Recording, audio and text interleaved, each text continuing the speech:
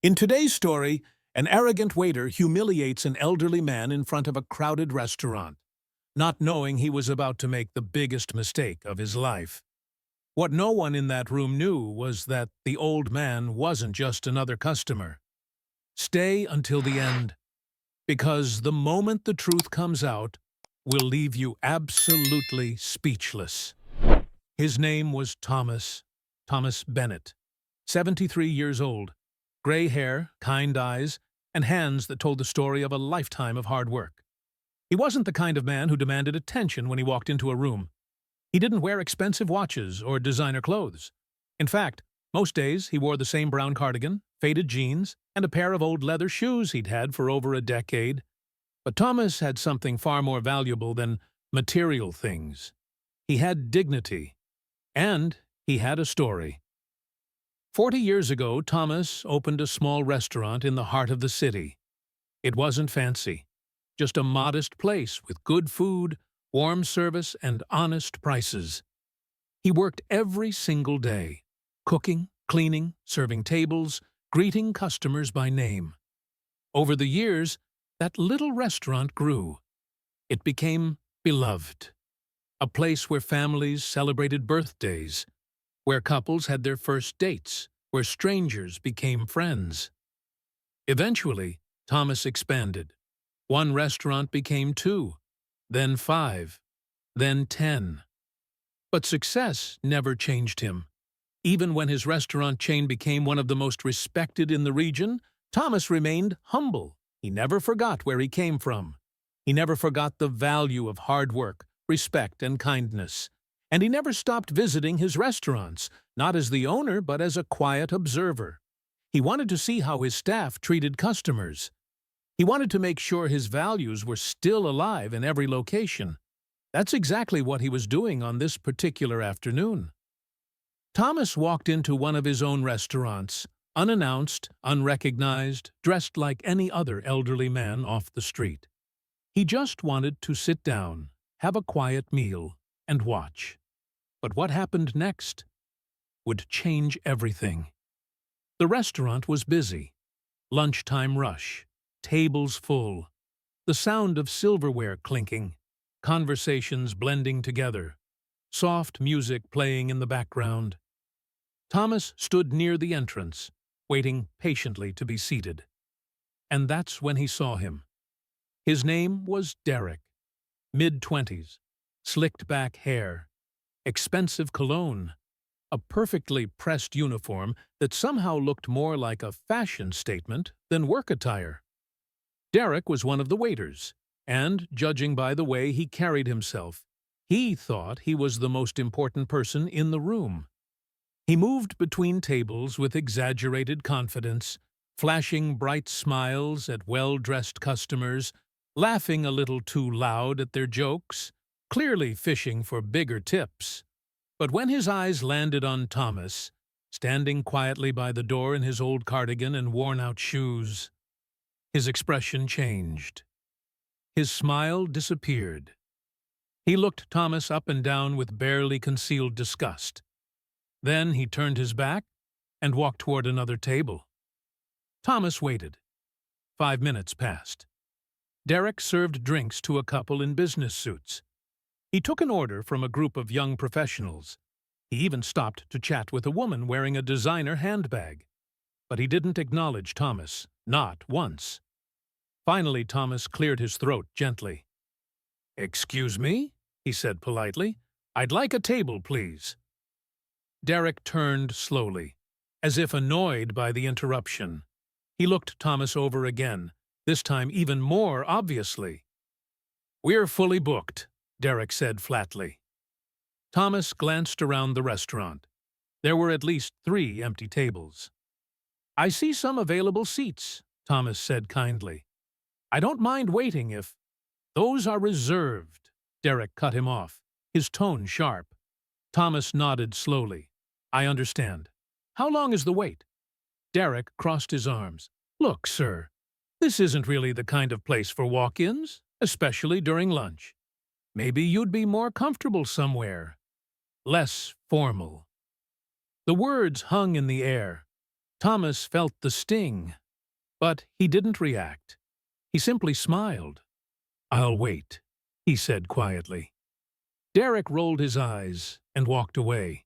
Thomas stood near the entrance for another 10 minutes. Other customers came in, younger, better dressed. They were greeted warmly, seated immediately, handed menus with a smile. But Thomas? He was invisible. Finally, an older waitress named Clara noticed him. "Sir, have you been helped?" she asked, concerned. "I've been waiting for a table," Thomas said gently. Clara's face fell. "I'm so sorry. Let me get you seated right away." She grabbed a menu and started to lead him toward a table near the window. But Derek appeared out of nowhere, stepping in front of her. "I've got this," he said coldly. Clara hesitated, confused. "But I said I've got it," Derek repeated, his voice firm. Clara stepped back, uneasy. Derek turned to Thomas, his expression hard. "Follow me," he said. Not kindly, but like an order.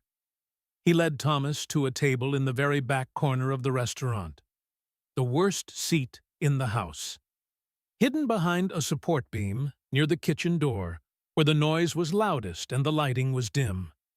He dropped the menu on the table without a word. Thomas sat down slowly, his joints stiff. "Thank you," he said.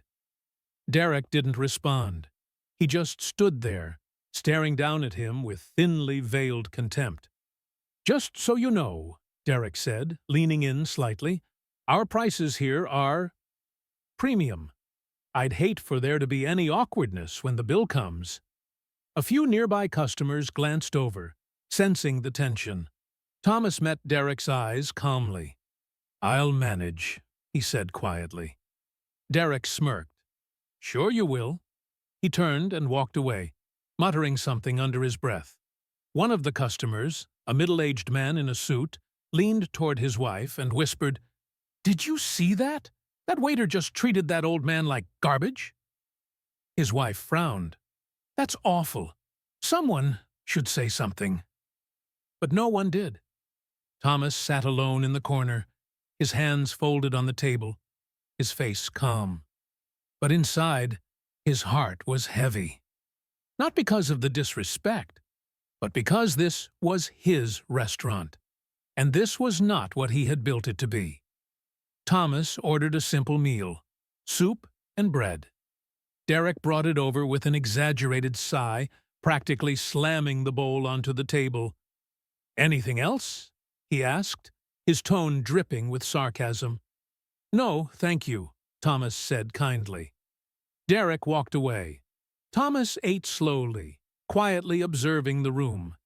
He watched how Derek treated other customers, the charm, the attention, the fake laughter. And he watched how Derek ignored the older guests, the solo diners, the people who didn't look wealthy. It broke his heart. But then something happened. A young woman at a nearby table, maybe in her early 20s, suddenly stood up, looking distressed. She was holding her phone, her hands shaking. I can't find my wallet," she said, her voice panicked. "I swear I had it when I came in." Her friend tried to calm her down. "Maybe you left it in the car?" "No, I had it. I know I did." Derek appeared instantly, his expression cold. "Is there a problem?" he asked. I think I lost my wallet," the young woman said, tears forming in her eyes. "I don't know what to do. I can't pay." Derek's face hardened. "Well, that's not really my problem. You ordered food. You need to pay for it." "I know, If you can't pay, I'll have to call the manager. And trust me, you don't want that." The young woman's face went pale. Her friend looked horrified. The entire section of the restaurant went quiet. And that's when Thomas stood up. He walked over slowly, his steps careful. "Excuse me," he said gently. Derek turned, annoyed. "What?" Thomas looked at the young woman with kind eyes. "I'll cover her bill," he said simply. The young woman's eyes went wide. "No, sir, you don't have to." "It's no trouble," Thomas said with a warm smile. "We all forget things sometimes." Derek scoffed.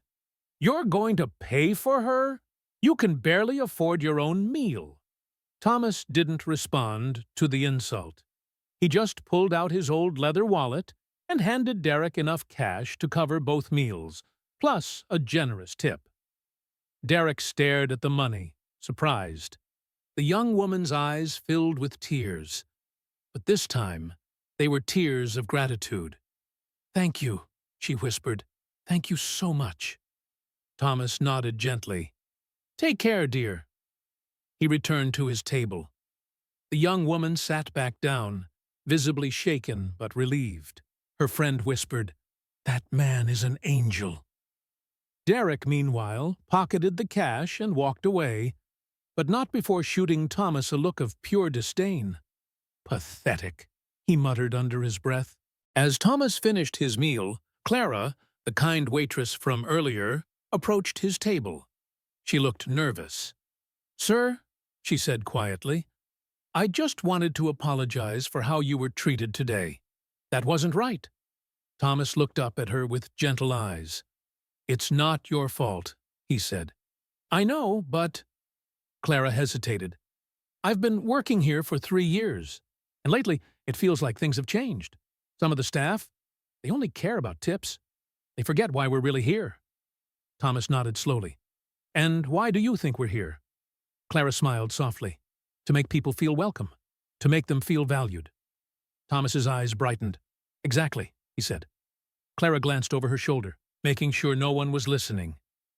"Can I ask you something?" she said. "Of course.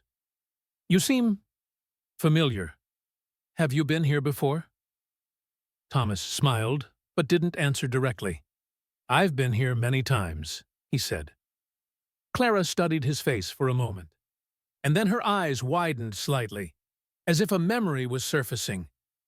But before she could say anything, Derek's voice cut through the air. "Clara, stop chatting and get back to work."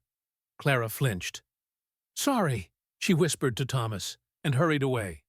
Thomas watched her go, and then he stood up. It was time. Thomas walked toward the front of the restaurant. Derek was standing near the host stand, laughing with another waiter.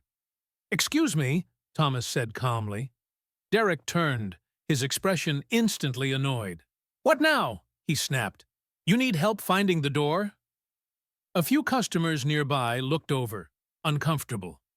Thomas didn't flinch. "I'd like to speak with the manager," he said quietly. Derek laughed. "The manager? What are you going to do, complain? Trust me, old man, no one cares." "I'd still like to speak with them," Thomas repeated, his voice steady. Derek rolled his eyes. "Fine, wait here." He disappeared into the back. A moment later, a woman in her 40s emerged, the restaurant manager, Nicole. She looked professional, composed, but slightly stressed. "Can I help you, sir?" she asked politely. Thomas smiled gently. "Hello, Nicole." Nicole froze. Her eyes widened. "Mr. Bennett?" she whispered, her voice barely audible. The color drained from her face. Derek, standing a few feet away, looked confused. "Wait. What?" he said. Nicole's hands started trembling. "Mr. Bennett, I didn't know you were here. I'm so sorry. It's all right," Thomas said calmly. "I came in unannounced." Derek's face twisted in confusion. "Who the hell is Mr. Bennett?" Nicole turned to him slowly, her expression a mixture of horror and disbelief. "Derek," she said, her voice shaking. "This is Thomas Bennett. He's the owner. He owns this restaurant. He owns all of them." The words hit like a thunderclap. Derek's face went white. The entire restaurant seemed to freeze. Customers stopped eating. Conversations died. Everyone was staring. Derek's mouth opened, but no sound came out. Thomas looked at him, not with anger, but with deep sadness. "I built this place 40 years ago," Thomas said quietly. "I built it on respect, on kindness, on the belief that every person who walks through that door deserves to be treated with dignity. His voice was calm, but every word carried weight. I didn't come here today as the owner. I came here as a customer, because I wanted to see if those values were still alive. He paused, and what I saw broke my heart. Derek's legs looked like they might give out. I didn't know, he stammered. No, Thomas said. You didn't. But that's exactly the point. You treated me the way you did because you thought I didn't matter. Because you thought I wasn't worth your time. He looked around the room. But every person here matters. The young woman who lost her wallet, the elderly couple in the corner, the solo diner by the window, they all matter. His eyes returned to Derek. And if you can't see that, then you don't belong here. Nicole stepped forward, her voice firm. Derek, you're fired. Effective immediately. Derek's face crumpled. No, please, Leave, Nicole said. Now! Derek looked around desperately, but no one met his eyes. He turned and walked toward the exit, his head down, his confidence shattered. The door closed behind him, and the restaurant remained silent. Thomas turned to Nicole. I want you to gather the staff, he said gently. All of them. Nicole nodded quickly and disappeared into the back. A few minutes later, the entire team stood in the dining area, waiters, cooks, hosts, bussers. They looked nervous. Thomas stood before them, his hands folded, his expression kind but serious. I know some of you recognized me, he said, and some of you didn't, and that's okay. I don't need to be recognized, but I do need to be heard. He looked at each of them. This restaurant was built on a simple idea. Treat people the way you'd want to be treated. It doesn't matter what they're wearing. It doesn't matter how much money they have. Every single person who walks through that door deserves respect. He paused. I've seen some of you live that value every day, and I've seen others forget it. His eyes found Clara, who was standing near the back, tears in her eyes. Clara, Thomas said. She looked up, startled. You treated me with kindness today. You saw me, and that's what this place is supposed to be about. Clara's lip trembled. Thomas smiled. You're promoted. You're the new floor supervisor. Clara's hands flew to her mouth. Mr. Bennett, I don't know what to say. Just keep being you, Thomas said warmly. He turned back to the rest of the staff. I'm not here to punish anyone. I'm here to remind you why we do this.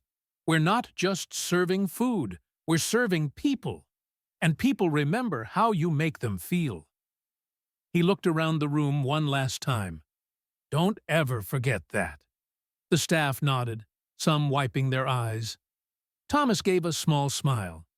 Now get back to work and make this place something to be proud of. The team dispersed, energized, humbled, inspired. Nicole approached Thomas, her voice thick with emotion. Thank you, she said, for reminding us. Thomas placed a gentle hand on her shoulder. We all need reminding sometimes. He turned and walked toward the door. As he stepped outside into the afternoon sunlight, the young woman he had helped earlier ran up to him. Sir, wait! Thomas stopped. She was holding something in her hand, a small handwritten note. I just wanted to say thank you again, she said, her voice full of emotion. You didn't have to help me, but you did, and I'll never forget that. Thomas smiled warmly. Just pass it on, he said. That's all I ask. She nodded, tears streaming down her face. Thomas walked away, his heart a little lighter, because he knew that kindness, real, quiet, humble kindness, would always win in the end. Never judge someone by their appearance. You never know who they really are. You never know what they've been through. You never know what they're capable of. The world has a funny way of revealing the truth. And when it does, It changes everything. Treat people with respect. Treat them with kindness, not because of who they might be, but because of who you are. That's the lesson, and that's the story.